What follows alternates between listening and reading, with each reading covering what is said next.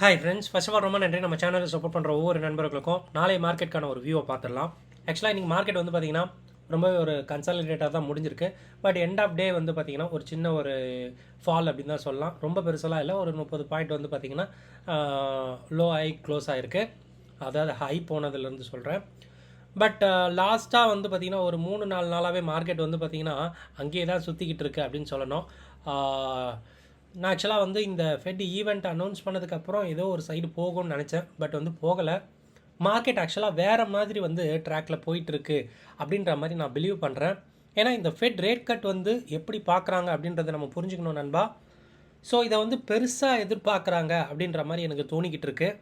So fed rate cut முடிஞ்சு market ஸ்லோவாக இறங்கி ஏறினாலும் அந்த ரேட் கட் உறுதி செய்யப்பட்டுச்சு அப்படின்னாலே உலகத்தில் இருக்க எல்லா பேங்க்ஸும் கொஞ்சம் ரேலி போகும் அப்படின்ற மாதிரி சொல்கிறாங்க. அதனால தான் பேங்க் நிஃப்டி ரொம்ப ஒரு சாலிடாக இருந்துக்கிட்டு இருக்கு. இஃப் ஐம் கரெக்ட் அப்படின்னா இந்த ரேட் கட்க்கு அப்புறம் பேங்கிங் ஸ்டாக்ஸும் பெருசாக வந்து ஏறப்போகுது அப்படின்ற மாதிரி நான் பிலீவ் பண்ணுறேன். நம்ம வெயிட் பண்ணியிருந்து பார்க்கலாம். ஆனால் அதுலேயுமே ஒரு பஞ்சாயத்து இருக்குது. ஆல்ரெடி நம்ம வீடியோவில் பேசுன மாதிரி 25 பேசிஸ் பாயிண்ட் கட் பண்ண போகிறாங்களா இல்லைனா 50 பேசிஸ் பாயிண்ட் கட் பண்ண போகிறாங்களா அப்படின்னு சொல்லிட்டு ஒரு பஞ்சாயத்து ஒன்று இருக்குது. அது வந்து மார்க்கெட்டில் ஒரு வால்டிலிட்டி தூண்டுறதுக்கு அப்படின்ற மாதிரி நான் பிலீவ் பண்ணுறேன். பட் எந்த ரேட் கட் இருந்தாலும் ஆஃப்டர் 4.5 இயர்ஸ்க்கு அப்புறம் இது பண்ணுறதுனால கொஞ்சம் நல்ல விஷயம் அப்படின்றத நான் பிலீவ் பண்ணுறேன். நீங்கள் என்ன பிலீவ் பண்ணுறீங்கன்னு சொல்லிட்டு கமெண்ட்ஸில் சொல்லுங்கள், நானும் தெரிஞ்சுக்கிறேன். இன்றைக்கி பார்த்தீங்கன்னா ஒரு காமான ஒரு டே தான். ஃபின் நிஃப்டியில் ஏதாவது பொசிஷன் எடுத்துருந்துருக்கலாம். பட் நான் பெருசாக வந்து எடுக்கலை, கொஞ்சம் இக்னோர் பண்ணிகிட்ருக்கேன். பார்க்கலாம், நம்ம இந்த ஈவெண்ட்லாம் முடிட்டோம், பெருசாக வந்து பார்ட்டிசிபேட் பண்ணலாம் அப்படின்ட்டு. அண்ட் நாளைக்கு பேங்க் நிஃப்டியோட எக்ஸ்பைரி அப்படின்றதுனால அதோட விஷயங்களை பார்த்துடலாம். ஸோ பேங்க் நிஃப்டியில் ப்ரீமியம் இருக்குது நண்பா. கிட்டத்தட்ட வந்து பார்த்திங்கன்னா அடுத்த மணி ப்ரீமியம் ஒரு 300 ரூபாய்க்கு இருக்குது. ஸோ எய்தர் சைடு ஒரு 300 பாயிண்ட்டு இனிஷியல் லெவல் பிரேக் அவுட்டுக்கு எடுத்துக்கலாம். ஸ்ட்ராடல் பாயிண்ட்டை வச்சு பார்க்கும்போது, ஸோ ஐவியோட பாயிண்ட்டை வச்சு பார்க்கும்போது மேலே போக தான் பார்க்குது. ஆல்மோஸ்ட் வந்து பார்த்திங்கன்னா 52, 300, 400, 500 வரைக்குமே வந்து காமாக தான் இருக்குது ஐவி. ஓகேங்களா?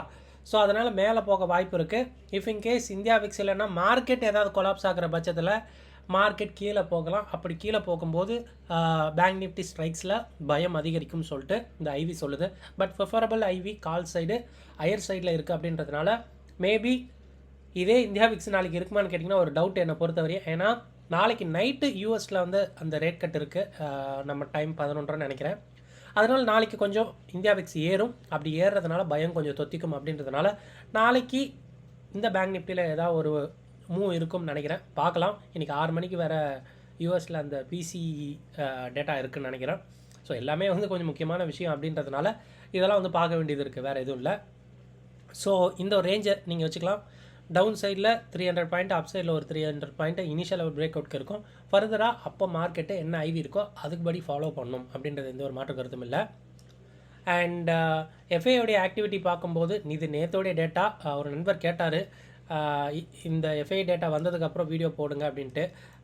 இல்லை நண்பா, இந்த விஷயம் வந்து பார்த்திங்கன்னா ஆல்மோஸ்ட் வந்து ஒரு 8:30, 9 o'clock வரும்னு நினைக்கிறேன். ஓகேங்களா? ஸோ அதனால தான் இது என்னால் அப்போ கொடுக்க முடியல. பட் இதை நீங்கள் பர்சனலாக நீங்கள் ஜஸ்ட் நீங்கள் வாட்ச் பண்ணலாம். க்ரீனில் இருக்கா ரெட்டில் இருக்கா அவ்வளோதான், வேறு எதுவும் இல்லை. ரெட்டில் இருந்தால் விஷயம் கொஞ்சம் நல்லது இல்லை, க்ரீனில் இருந்ததுன்னா கொஞ்சம் நல்லது அப்படின்ற மாதிரி. க்ரீனில் இருந்தால் அட்லீஸ்ட் வந்து பெருசாக டவுன் ஆகாதுங்க, கன்சாலிடேட்டாவது மார்க்கெட் ஆகும் அப்படின்ற ஒரு விஷயம் தான், வேறு எதுவும் இல்லை. இது மூலமாக ட்ரெண்டெல்லாம் கண்டுபிடிக்க முடியுமானா பெருசாக அதெல்லாம் கண்டுபிடிக்க முடியாது. ட்ரெண்டை யாராலும் சொல்ல முடியாது. பட் பெருசாக விழுமா விழாதா அப்படின்றது சொல்ல முடியும். நேற்று கேஷ் மார்க்கெட்டில் எஃப்ஐ விற்றுருக்காங்க.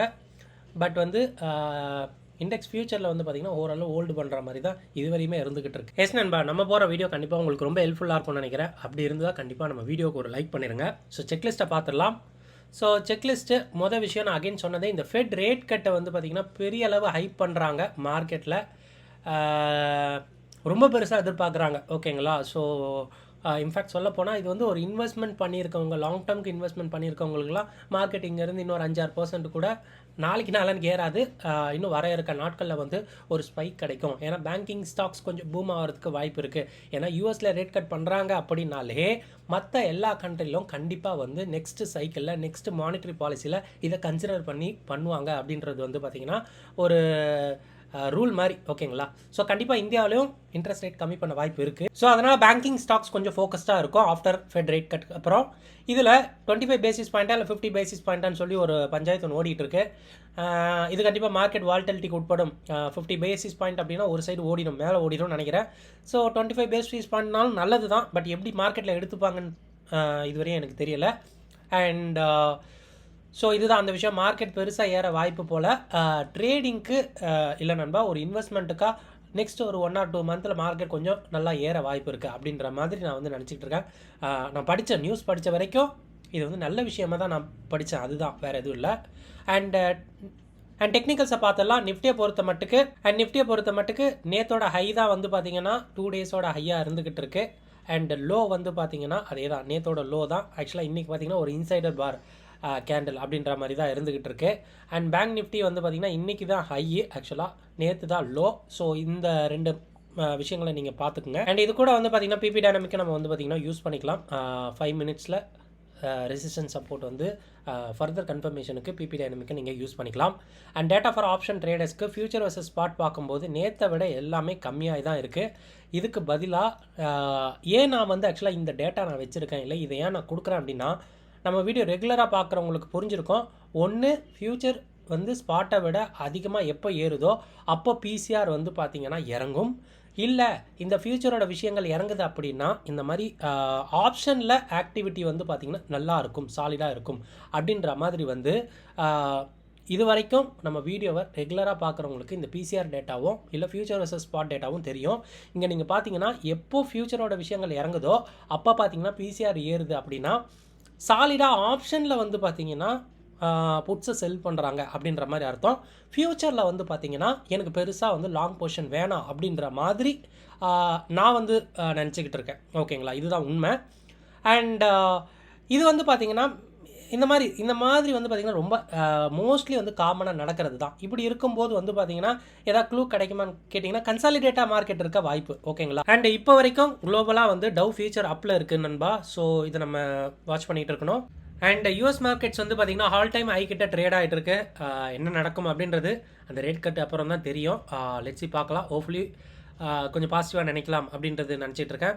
என்னை பொறுத்த வரையும் பெருசாக வந்து விக்ஸ் எப்போ ஏறுதோ அப்போ தான் ஒரு நல்ல பெட்டிங் கிடைக்கும் ப்ரீமியத்தை பொறுத்த வரைக்கும். அப்போ தான் வந்து ஆப்ஷன் ட்ரேடிங்கில் இன்னும் கொஞ்சம் நல்லாயிருக்கும் நம்ம ரிஸ்க் எடுக்கிறதுக்கு. ஸோ அதனால் விக்ஸ் ஏறுறதுக்காக நான் பார்த்துட்ருக்கேன். பட் பெருசாக வந்து அதுவும் ஏற மாட்டுது, கொஞ்சம் போரிங்காக இருக்குது அப்படின்ற மாதிரி தான் இருக்குது. ஏன்னா மார்க்கெட் அங்கேயே சுற்றிக்கிட்டு இருக்குது அப்படின்றதுனால.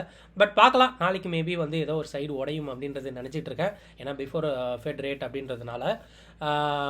ஸோ இந்த வீடியோ கண்டிப்பாக உங்களுக்கு ரொம்ப ஹெல்ப்ஃபுல்லாக இருந்திருக்கும்னு நினைக்கிறேன். இந்த வீடியோ பார்த்ததுக்கு ரொம்ப நன்றி. தேங்க்யூ. ஜெய் ஹிந்த்.